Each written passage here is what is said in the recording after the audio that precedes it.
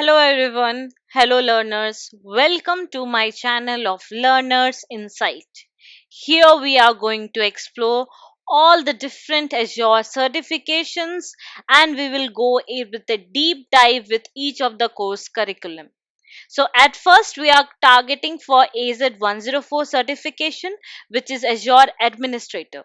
So for that we are going to cover the module of identity and access management, and also we are going to see the concepts of role based access control. So we will be exploring the both platforms for authentication and authorization of each of the identities. So let's go ahead. I would like to welcome all of you on board with this learning journey. Please do like, share, and subscribe to my YouTube channel, and you can feel free to ask any number of questions that you want. So, at first, since we are starting with AZ104 certification, we will be first redirecting to the case study. So, here's a link to the case study. I have already opened it. I will also pin this link in the YouTube video that I will be uploading.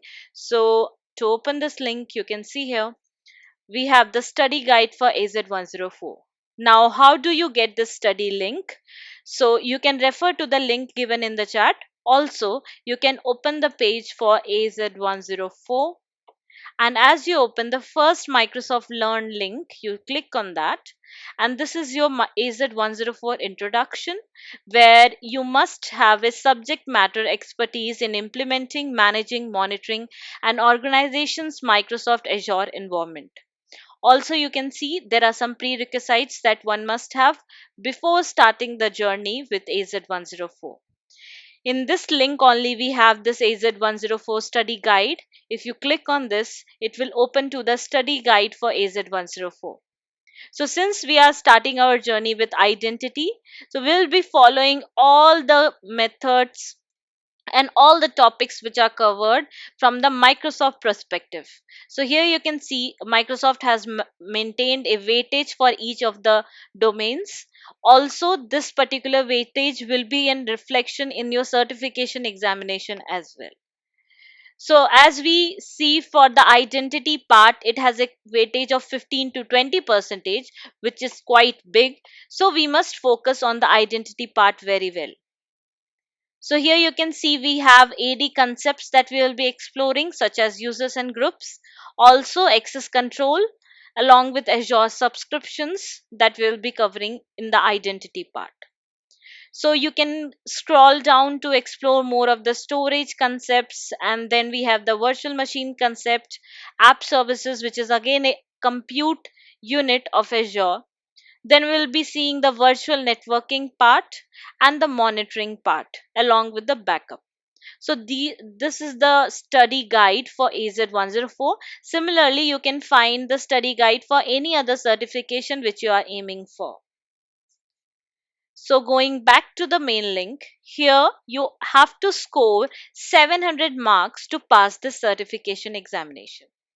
So if you want to view some exam preparation videos, you can click on this and you can view your examination prep videos, right? So it's a 36-minute video. I will also pin this link in the YouTube channel. So let's start our journey and let's explore more onto our topics that we have. So we have a weightage of identity and governance of 15 to 20 percentage. Management of storage is 15 to 20 percentage. Deploying and managing of Azure compute resources is 20 to 25 percentage. Configuring and managing virtual networks is 20 to 25 percentage, and monitoring and managing Azure resources is 10 to 15 percentage. Let's first understand which are the topics we are going to cover. So these are the topics that we are going to see along with the users groups, administrative units, bulk updates, RBAC, policies, groups, and everything mentioned in this. So we'll be going in a detailed in-depth video of what identity is and how can we authorize those users to access different resources. So the first thing that we need to understand is what is Active Directory, And how is it different from the on-prem directory solutions that we have? When we discuss about the difference between them, for the Windows Server Active Directory, we also have the Active Directory suite, which is also called as ADDS. And for the Azure, the directory solution is Azure AD, also written as Azure A and D. In Azure AD, we try to access the resources based on HTTP or HTTPS communication, and in ADDS, we try to use the protocols such as Kerberos and LTLM for authorization, and we try to establish a LDAP connection for accessing our services or resources in the on-prem.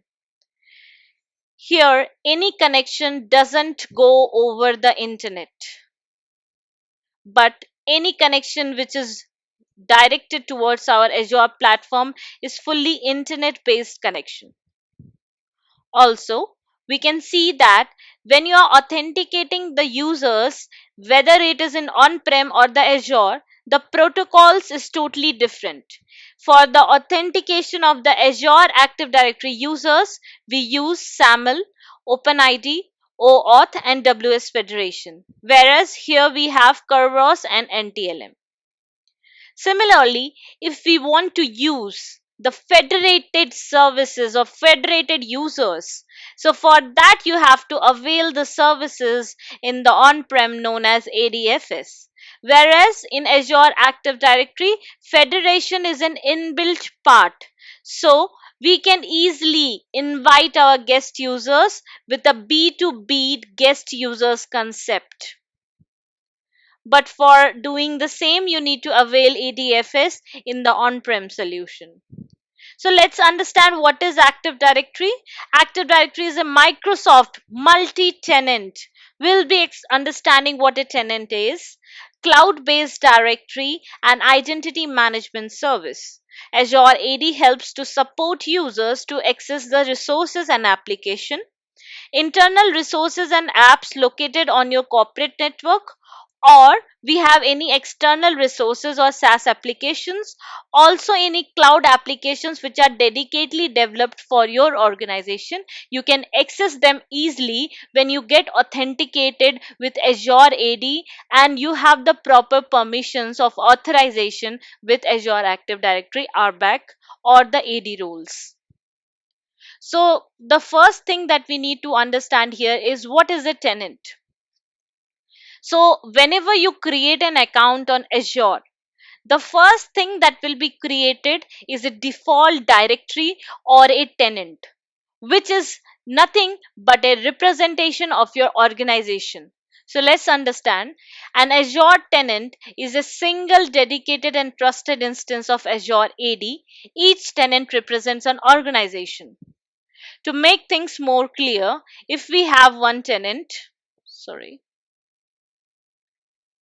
so if we have one tenant, it represents one organization. That means you can have more than one tenants as well. This is a representation of your second organization, tenant number 2. Tenant number 3 will be representation of your third organization. And they are all part of the same account. But what is the difference is that each tenant will have their own set of users or groups and own set of resources and subscription. It is not linked to tenant 2. Tenant 2 will have another set of users and groups and resources and subscription. Similarly for tenant 3. So you can have number of tenants. That is why Azure Active Directory is called as multi-tenant cloud approach. So because each tenant is dedicated and trusted instance of Azure AD, you can create multiple tenants or instances. So since we were discussing the difference between ADDS and Azure AD, right? So let's understand these services do authentication of the users and will make sure that we have the proper authorization for the users. Let's understand the difference between them. Authentication and authorization. To understand that, let's open the paint here. So we have a tenant within which you have the set of users or groups. These users and groups are called as identity. And these identities are either authorized or authenticated, right? So when we say authentication of the users, it is verifying who the user is. So basically verifying who you are. And authorization is a representation of what permissions do you hold. So when we say authentication of the users, we verify the user ID with the help of a user ID or password, or we can have multiple factor authentication where we require more than one authentication method for the user. But when we talk about authorization, even when the user is authenticated, he does not have any permission associated with him. So, to perform any small operation, he has to have permissions in the form of roles. And this will define what all activities can the user perform within the Azure portal or within the Azure CLI or PowerShell or Bash scripts. So until and unless user has those permission, he cannot execute certain actions in the portal. So, to understand this concept better, first we need to have a clear idea about the tenant. So, when we talk about the tenant, as you can see here, we are logged into the Azure portal. This is the Azure portal where here if you click, you will be redirected to the home page. Here you can search for a specific service. Also, you can manage your resources with the help of PowerShell or Bash script, whatever you want. For that, you have to attach a storage as well. You can manage multiple directories or tenants and certain settings from this option. Any notification will be notified with this option, and this is the representation of your directory. So here you can see my name is Learner Insight. The email ID is learnerinsight2021 at the rate outlook.com, and this is my domain. As you can see here, that we are into my default domain, default directory, right? So to understand this concept better, let's spin up a service which is known as Azure Active Directory. So here it is. We'll click on this,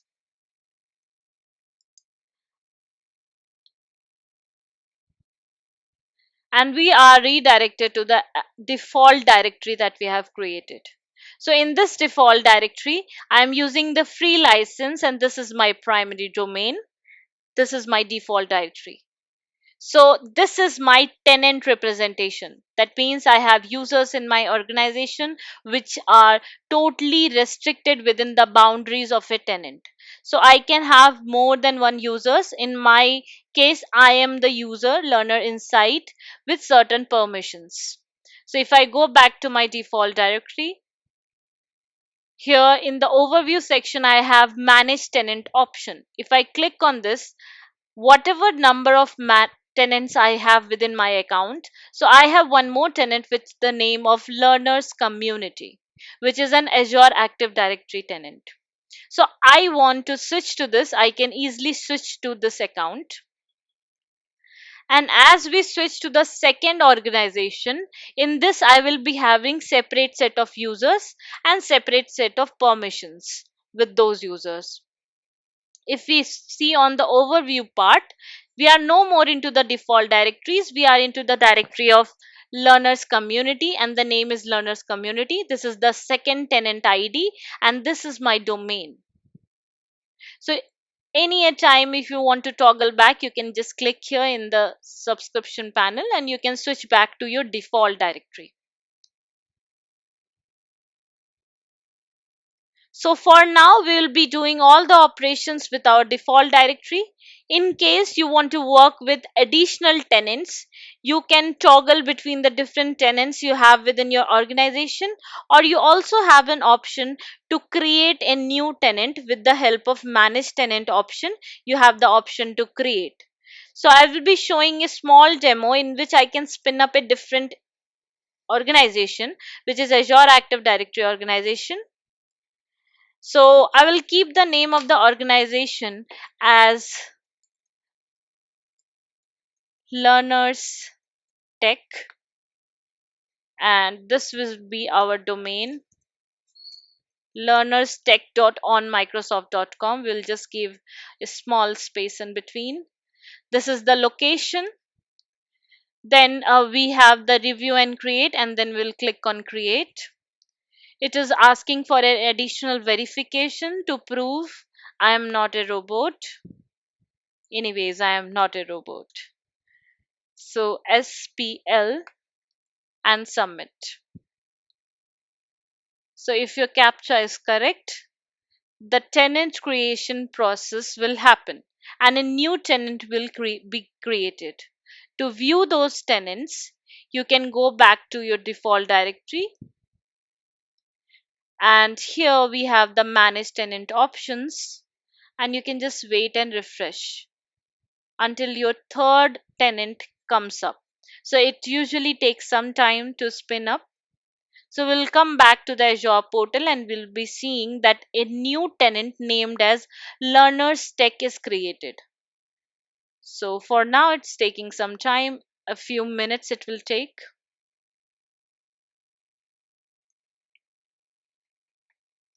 So here we can see we have the Learners Tech already up and running.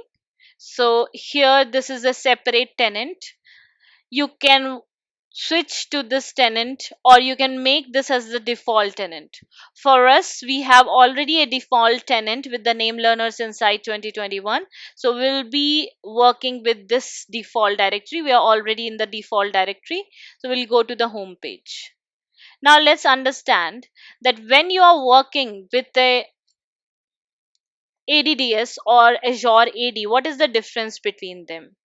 So as we have already seen, ADDS is a primarily the directory services, while Azure AD is a full identity solution. Azure AD is designed for internet-based application, whereas AD supports target strong identity management. Also, Azure AD is HTTP or HTTPS based, but it does not use Kerberos on NTLM as it is being used by ADDS.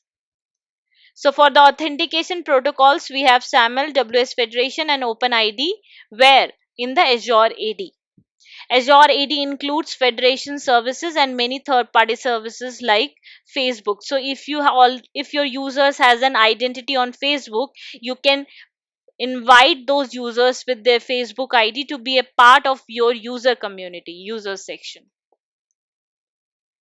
So these are the different pricing models. If you want to see, here we can have a look that we have different offerings of Active Directory. We have the free edition, we have the Office 365 edition, we have the P1 and P2 editions.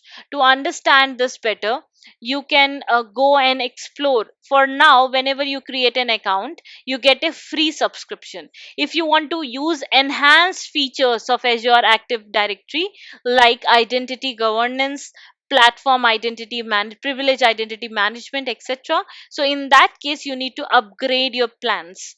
For that, you will be either going for P1 or P2 subscriptions. So here's a small link for the Active Directory editions. We'll be exploring this link. Also, I will be putting that in the video link. So I will open, you can just search quickly for Azure AD editions, and there will be this page which is understanding of the security parameters. So here you can see we have different pricing models. You can open any of the comparison here. So we have the free editions where you get limited number of services, whereas if you go with the premium services, there is no object limit of the number of directory objects that you can create, and also you can avail premium features like PIM, privileged identity management, sign in and audit reporting, etc. So to understand more about this, you can please explore this link. So, in order to avail the premium features, we can upgrade by paying a small monthly amount for the P1 or P2 tier.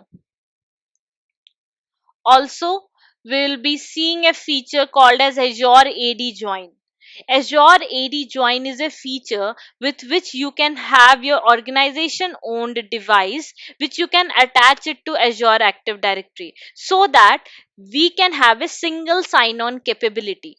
When we have attached this particular system, sorry, when we have attached this particular system to the Azure AD join, in this case we have already joined this to the Azure Active Directory. So any other services which are for the Azure platform or powered by Microsoft, you don't need to enter the user ID and password again and again, because a single sign on, which is a property through which if you sign in into one of the application, the rest of the application you don't need to complete the full sign in process for getting inside those applications. Also, we have the users who can reset their own password, but this is a part of the premium services. Let's understand what users are, and we will be seeing the password reset process from the very scratch. So, what is a user? We have three categories of the users: cloud identity, directory synchronized, and guest users. So, a user, for example, you are having an organization in which you have 10 employees.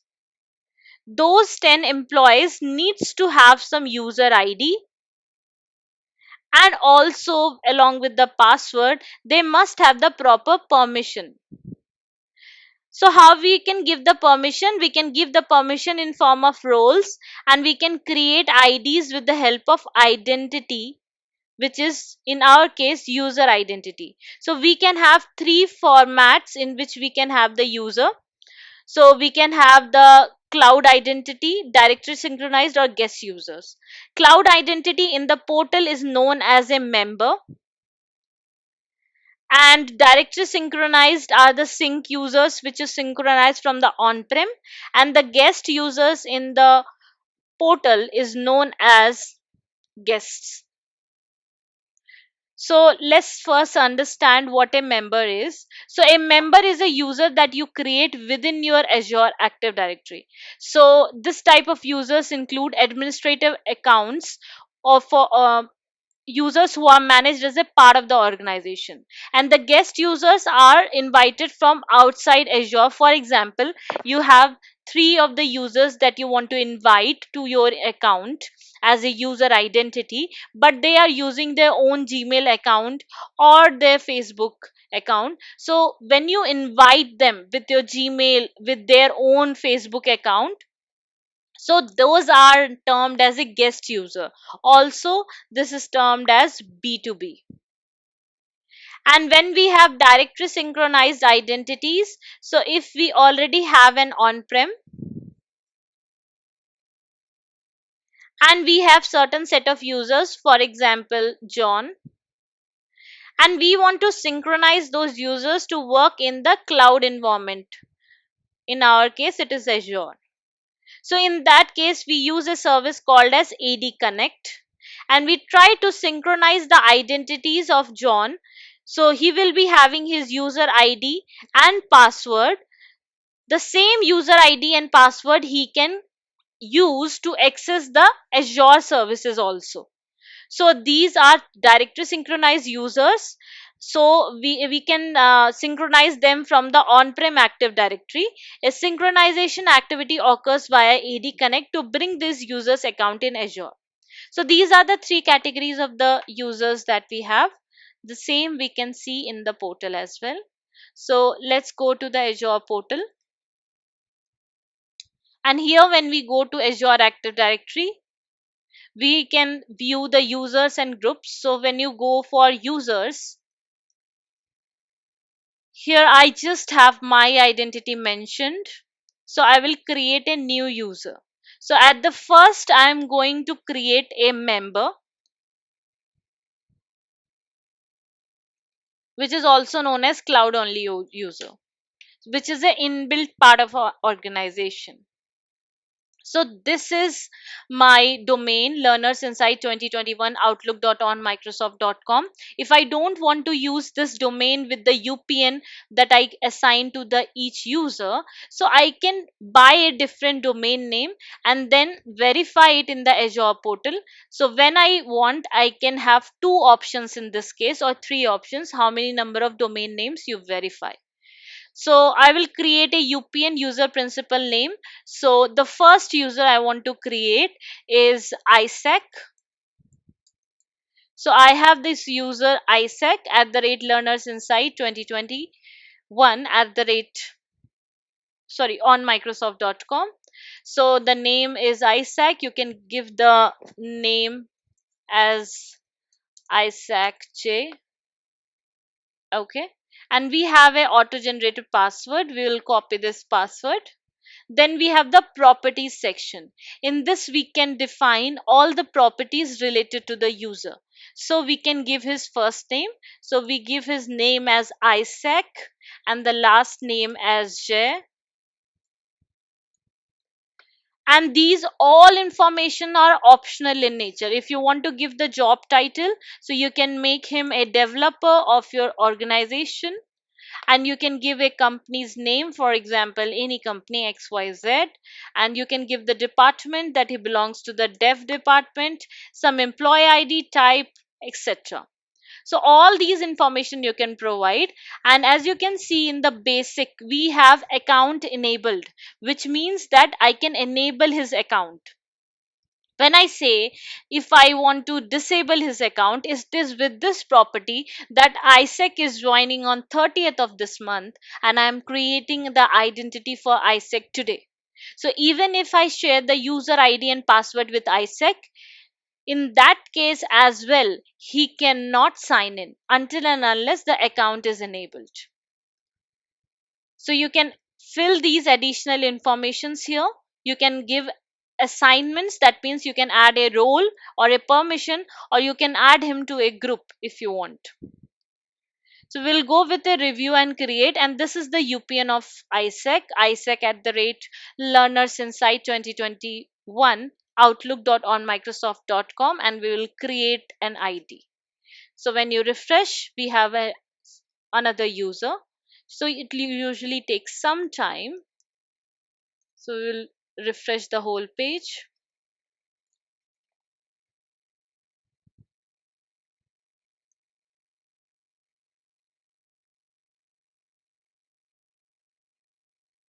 So we have the ID of Isaac J created. So I want to sign in as Isaac J. For that purpose, I am opening a new incognito mode and I'm trying to go for portal.azure.com. So I will be entering the user ID of Isaac. So that's Isaac at the rate learners insight 2021 dot on microsoft.com. So I missed outlook. Next, sorry, I need to put it as at rate. So I will put the password which I have copied,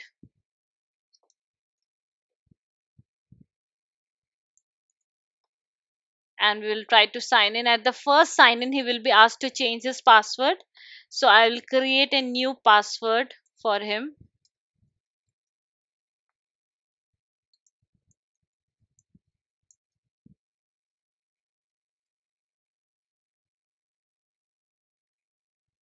And when you sign in as Isaac, he will be asked to get this account add it to any other MFA tool like Microsoft Authenticator. So I want to skip it for now. If you want, you can add him. So once or twice you have to do the skip process.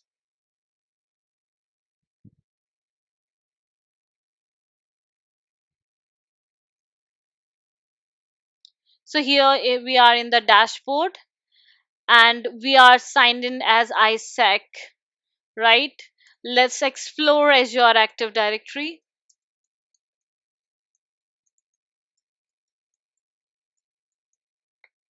So when you go to the Azure Active Directory option here, we can see that all the details regarding our ID of ISEC. What is the primary domain? It's Learners Insight 2021 outlook.onmicrosoft.com, because this user is a part of my domain.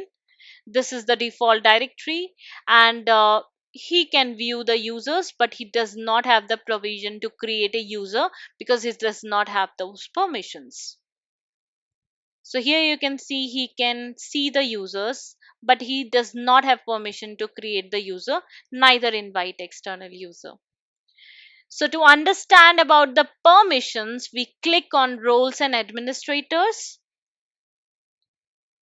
And here you can see the role of ISEC is just a user. So that's why he cannot perform certain activities.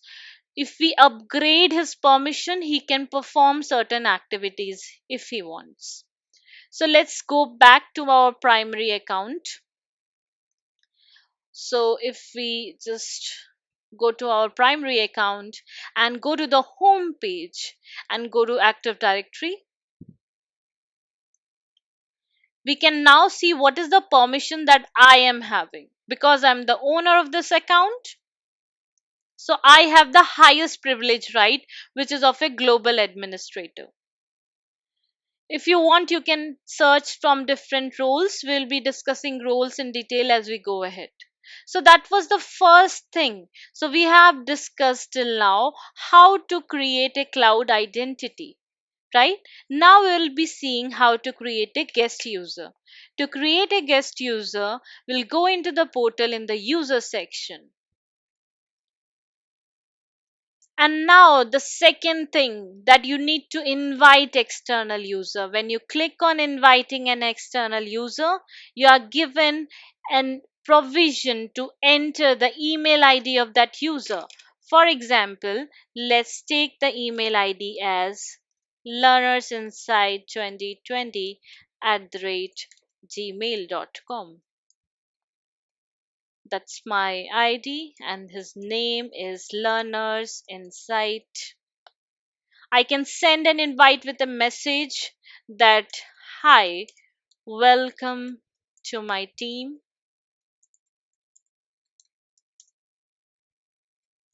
of Learners Insight. You can also keep someone in CC, so he will also get that message. You can go to the properties section and you can give his names, details of the names as learners1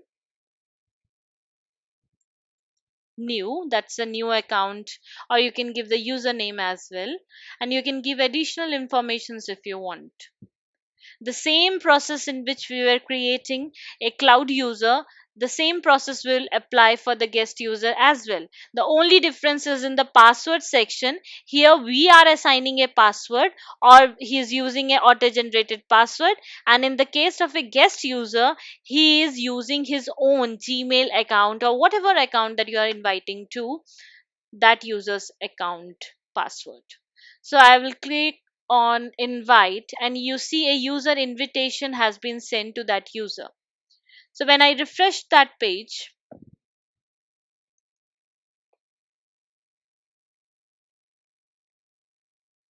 you can now see that we have three users.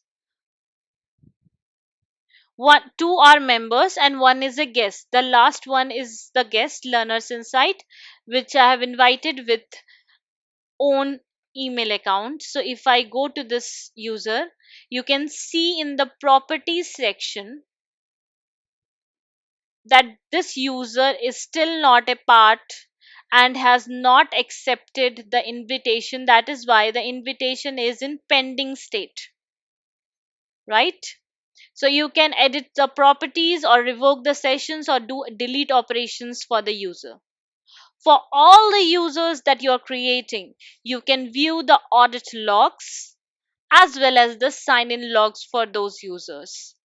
What is audit logs? Audit logs are the activities which are performed within a time duration, which you can change if you want, or within the scope that you define. You can also download this information, and going on to the sign in information, you can see all the sign in activities. Here you can see no sign in activities as the user has still not logged in. The same is for the user that I have created within the account. Let's go to the understanding with ISEC. So if I view for ISEC, I have had few signing information and few audit log information of all the operations that has been performed. Also, if I want, I can download the information as a CSV or JSON script. So you can download. So you can open the CSV file to view all the detailed information. So that's about the user. The last category of the users, which are directory synchronized user, for that we have to understand the AD Connect process. So if you click on AD Connect, you have the option to get started with that. For that, you have to download the AD Connect within your on-prem environment and then go with the cloud sync operation. So you can synchronize your users from the Azure Active Directory, from the Azure ADDS. So we are just sorry for the misspell. It is ADDS to Azure Active Directory. So from the on-prem environment, we are moving that user to the cloud environment. So we'll be having a separate session for AD Connect. Let's understand the properties of the Active Directory. Like when we go to the users section, we have the option that we can set up multi-factor authentication for all the users that we have. So for user authentication, we can go to per user MFA. So you have to sign in with the information again.